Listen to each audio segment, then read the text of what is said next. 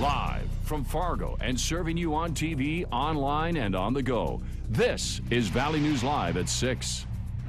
Recently, Mason-Dixon poll, we learned, again, that's from last night, the 57% of FM people oppose this. Today, the CEO of Lutheran Social Services, Jessica Thomason, spoke for the first time publicly since yesterday's Cass County Social Services meeting. Commissioners said that they were, quote, insulted over the lack of information and representation from LSS. This morning, Thomason laid out in detail for the crowd the process a refugee undertakes to come to the U.S. and what LSS does for the people once they've arrived in North Dakota. But she also faced questions about our stories. Valley News Team's immigration and relocation reporter Bradford Eric shows us this morning's event. My reports from Monday seem to be on the minds of individuals attending. We know that the work that we do isn't always popular, as well as something Lutheran Social Services wanted to focus on as part of a video montage. I will continue to gather it, and we will always make it available. So I'm sharing with you what I have access to at this point, and we will continue to further this conversation by gathering more information as we go in the months and the years ahead. CEO Jessica Thomason continued stressing the openness of the Refugee Resettlement Program, despite what occurred Monday at the Cass County Social Services Commission meeting. This chart is intentionally messy. Using charts, Thomason laid out in detail how many refugees have come through LSS to the state, 506 people from 10 different countries this year alone. As the largest city in North Dakota, the vast majority, some 90%, came here to the Fargo area. Thomason also explained there is no plan to even out resettlement throughout the state, as certain criteria are used to determine where refugees are sent.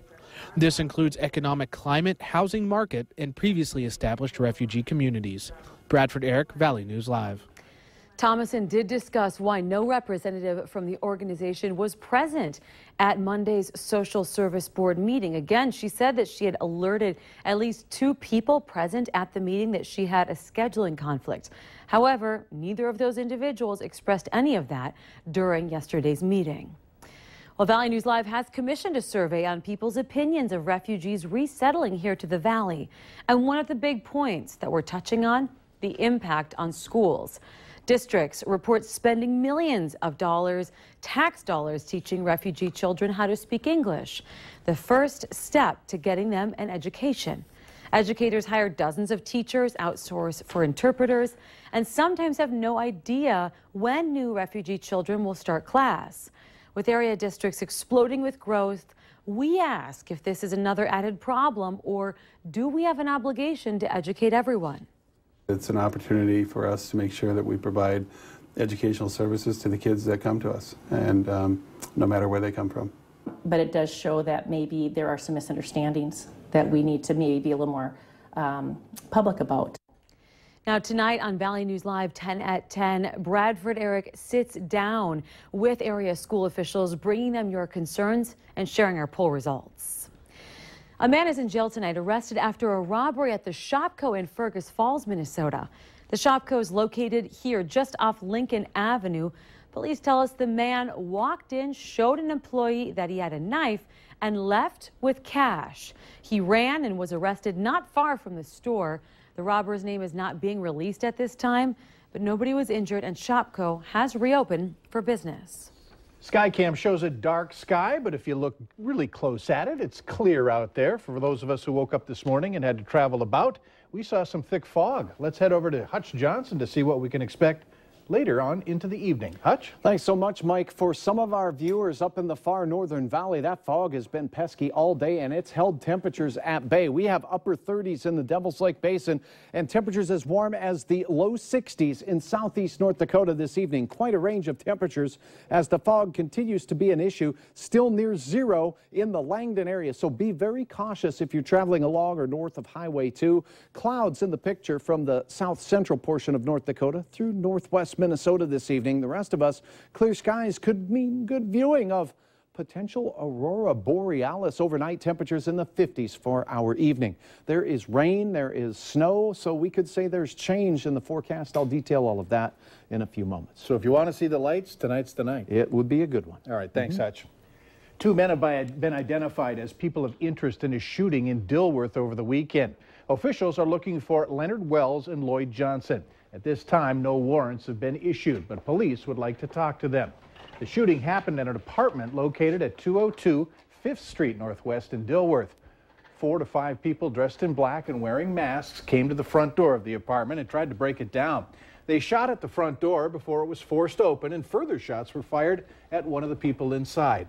Authorities say this incident appears to be connected to an earlier one involving the same people at a party in Fargo. A level 3 sex offender in Minnesota cut off his GPS tracker and now is wanted again. Rico Rodriguez was released from prison in August, but has since cut off his GPS device and left a halfway house in Minneapolis. Since that happened October 26th, he's now been considered a fugitive. Rodriguez was last seen wearing a gray hooded sweatshirt, torn blue jeans, a striped winter hat, and dark shoes. Here's a picture of him. Rodriguez has an extensive criminal history, including conviction for criminal sexual conduct. If you see Rodriguez, call police at 911 right away. For the first time since a person of interest was named in their son's 26-year disappearance, the parents of Jacob Wetterling spoke publicly. Patty and Jerry Wetterling talked to reporters at the end of their driveway near their home in St. Joseph, Minnesota, wanting to bring everyone back to the place where it all began. Both were thankful, but say the family still doesn't have the answers they need. We will hope and pray that one day we will have the answer to the one question that we've asked forever. Where is Jacob? Somebody knows, and we're begging for those answers. Patty Wetterling heads to Virginia tomorrow to speak at the National Center for Missing and Exploited Children. Halloween weekend marked the 19th anniversary of the disappearance of Veronica Safransky from a Minnesota bar. It was October 26, 1996, when Safransky of Argyle, Minnesota, went to a Halloween party at Mick's Bar in Warren with a friend. She was dressed as Pocahontas. It's believed the mother of 4 left with a man and was never seen again. And with deer hunting season this weekend, officials are once again asking hunters, keep an eye out for possible remains. Today's DNA technology could quickly tag a person of interest in this case. One of the things when I was in law enforcement that I left behind was the Vonnie Safransky case that was unsolved. Right. And I think about it pretty regular. Right. And I can about imagine what the family is still going through. Right. So it's one of those cases that'll haunt you.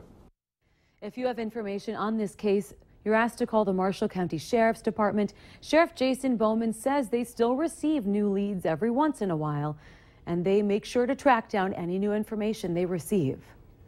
Scammers stay busy, even preying on those who are unemployed. A Fargo woman job searching stumbled into a scam. Although she didn't lose any money, she did get her hopes up. She found the job listing a third-party job site. The scammer interviewed her via Google Hangout, and after telling her she was hired, asked her for money for equipment she would need. That's when the red flags went up, and she contacted the company and found out the scammer was not an employee there. You shouldn't have to pay anything. Any equipment that you need will be sent to you by the company with no cost. The Better Business Bureau suggests job seekers to research companies before applying and never send your resume to someone you have not researched. Resumes contain personal information that could be used by identity thieves. We want to clarify a story now that we reported yesterday on parking tickets in Fargo.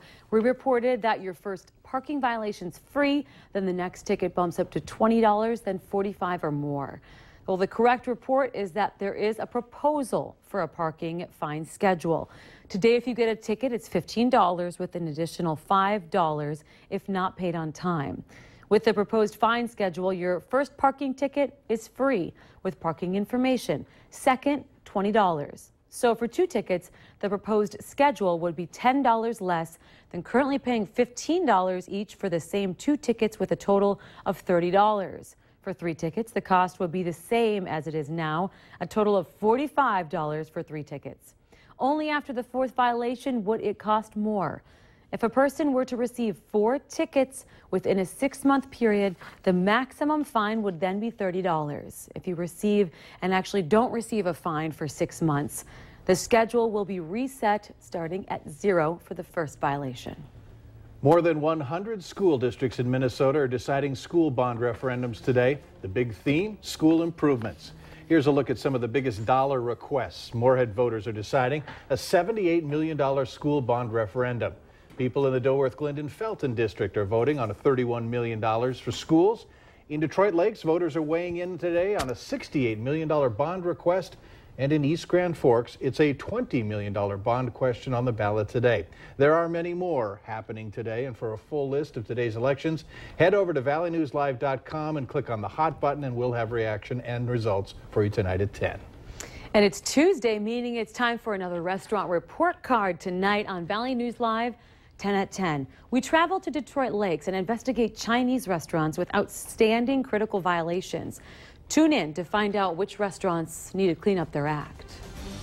More than 100 sixth graders got an up-close and personal look at what college is really like. Later on Valley News Live at 6, find out what these students learned and how today got them ready for the future. Near record high temperatures today in Fargo, and we have changes on the way. It's snowing in the mountains of Montana. Your hour-by-hour forecast is straight ahead.